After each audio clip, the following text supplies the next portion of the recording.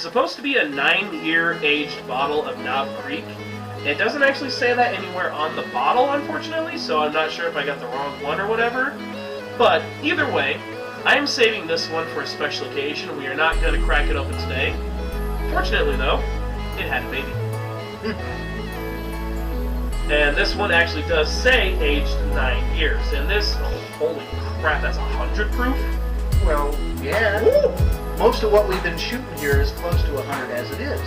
True enough, but still, that means that one is straight 50%. So now, let's... I didn't do this on all of them. I didn't check them, but there's no real need to.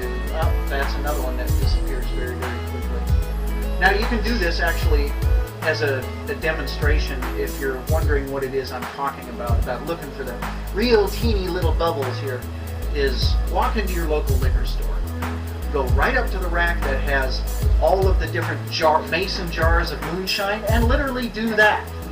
And just without making the house fall down. Yes, and look straight through it, up to a light if you can, and watch for all of these little tiny pinpoint bubbles. Again, the faster they go away, the higher the quality. If they hang around for longer than 8 seconds or so, put it back, check the jar next to it. You could, surprisingly enough, you can actually see the bubble test, I almost said bubble test, with something as simple as Kessler. True. Now also, you don't want to shake them too violently because that'll really stir them up. The real trick is to give them a good, firm but gentle swirl, and then watch. So shake them like 50 Shades of Grey, not like your ex. That was a good one. I can't believe you just said that. Well, our cameraman was saying we needed more jokes in this. Well, do you like what you got? What's wrong with you? Oh my God! You're about to knock my china cabinet over here, and you're over here shaking a friggin' bottle. Alright, well, let's go ahead and... I'm going to stop right there. I was about to say, let's crack the baby open, but that doesn't sound right after what I just said. So. No. Ah! It's sticky. Aren't you glad we ate dinner first? I can only imagine what this would be doing to us if we were on an empty stomach.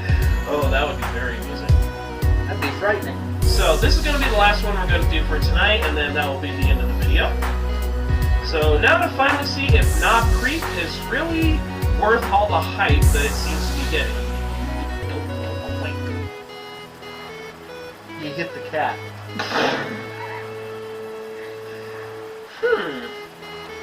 Unfortunately, we don't have any kind of a flavor card for this one, but... Yeah, you're going to have to rely on just our expert opinion. Indeed. As expert as we can get, right. Okay. The scent on that actually makes me think of, well, I should say it reminds me of almost every other bourbon I have ever tried. It has that 3-day-old whiskey kind of smell that you'd smell on your clothes after a night out. Not to say that's a bad thing or a good thing, but that's just the first thing that comes to mind.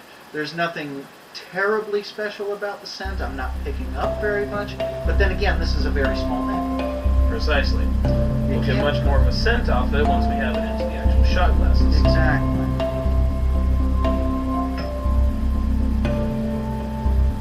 Shoot, I think that had more in it than the actual samples did. You know, I think you might be right.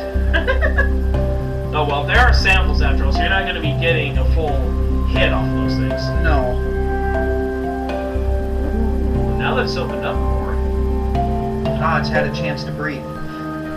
I'm definitely getting a bit of caramel. I know I say that for every bourbon so far, but... That's kind of a staple. That's a trademark of a good bourbon. Mm-hmm. Nice caramel. Because let's think about it. Most of the malt and the grains and so on that they use in a bourbon has been roasted. Exactly. So what does that do to a malted grain? It caramelizes. Exactly. All right, the sipper test.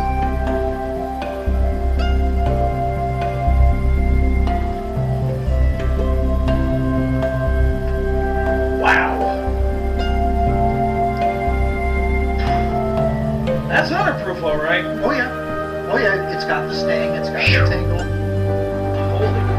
Now, what's amazing is the closest one that we sampled earlier was, what was it, 47%? Yes, that was A.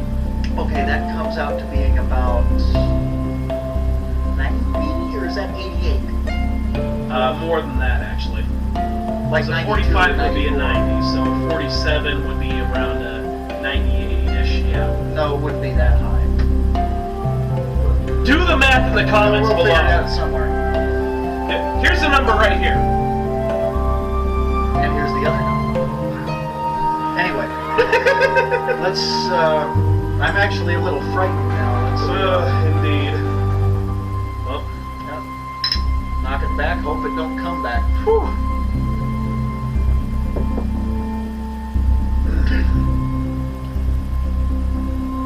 actually not quite as bad on the shot as it was on the taste for some reason. Not really, which is surprising. Indeed, you'd think it would actually be the other way around, but that was actually a bit more smooth, taking it straight than just the taste. And that tells me one thing, this is made to shoot. Very true. Now, what would make this a sipping whiskey is if it were served at about 28 degrees. Very true. That would actually be a very good chilled one, or again, I can see this being a very good mixing one. This is definitely not the one that you would drink, you know, nightly or anything like that. This would tear you up pretty bad. Few, on the other hand, I would gladly have that as a sipping whiskey. That would be nice to have. But again, that is the entire point to this particular club, is the fact that you're able to get samplers like this, so you can tell which ones are the good ones. And so that way you don't wind up getting yourself the big old bottle of booze home, and then the second you taste it, you're thinking, oh god, I got a bottle of liquid ass.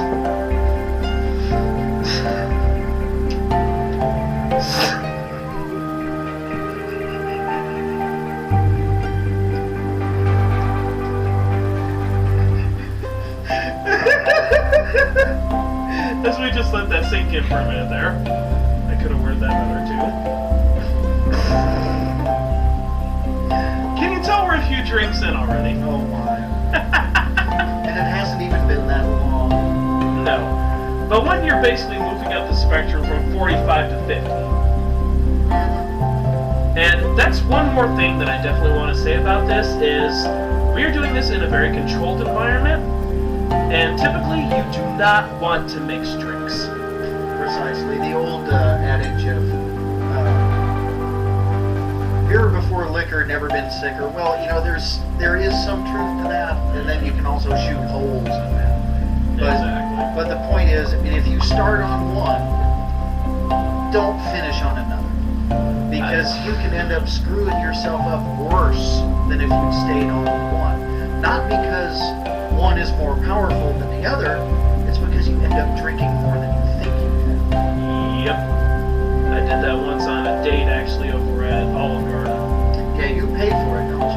Oh, yeah. For one, as you know, Olive Garden, you have basically unlimited free samples of wine. Right. I tried 4 different kinds of wine, and they were pouring pretty good-sized samples, let me tell you.